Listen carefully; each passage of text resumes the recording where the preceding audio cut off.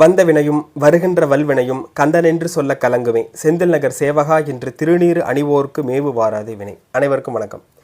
அதாவது பொதுவாக நீங்கள் பிறந்த கிழமை இதுவா அப்படிங்கிற தலைப்பில் இதை நம்ம பார்க்குறோம். ஒவ்வொருத்தரும் இந்த 7 டேஸில் ஏதாவது ஒரு டேஸில் பிறந்திருப்பாங்க, Monday, Tuesday, Wednesday, what ever. ஆனால் அந்த நாளை குறிக்கக்கூடிய அந்த நாளை எது ஆதாரமாக வச்சு வருது அப்படிங்கிறது ஒன்று இருக்குது.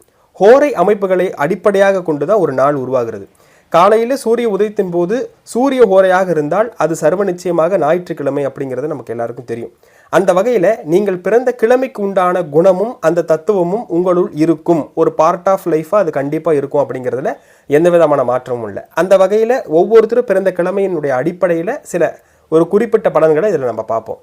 ஞாயிற்றுக்கிழமை பிறந்தவர்கள் ரொம்ப ஆளுமை திறமையோடும் தனக்கு என்ன தேவையோ அதை நிர்வாகத்திறனோடு செயல்படுத்தி கொண்டு கொடுக்கக்கூடிய ஒரு நல்ல நிலைமையில அந்த ஞாயிற்றுக்கிழமை பிறந்தவங்க இருப்பாங்கன்றதை சொல்லலாம். அதுலேயும் எந்த ஹோரையில் பிறந்திருக்காங்க அப்படிங்கிற காம்பினேஷனை நீங்கள் சேர்த்துக்கணும். ஈவன் காலையில் 6 மணியிலிருந்து, அதாவது சூரிய உதயத்திலிருந்து ஃபர்ஸ்டே தூங்கக்கூடிய 1 மணி நேரத்தில் பிறந்திருந்தா, ஞாயிற்றுக்கிழமை சூரிய ஹோரையிலே பிறந்திருந்தா இது அதீதமான பலன்களாக அவர்களுக்கு இருக்கும்.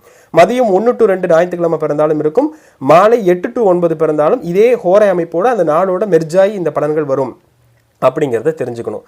அப்போ ஞாயிற்றுக்கிழமை பிறந்தவர்கள் இது போன்ற நிர்வாக அமைப்புகளில் அதிக கான்சன்ட்ரேட் பண்ணக்கூடியவங்களாக இருப்பாங்க, கௌரவ பார்க்கக்கூடிய அமைப்புகளாக இருப்பாங்க அப்படிங்கிறத பார்ப்போம். மற்ற ராசிகளுக்கு அடுத்த வீடியோவில் பார்ப்போம். நன்றி.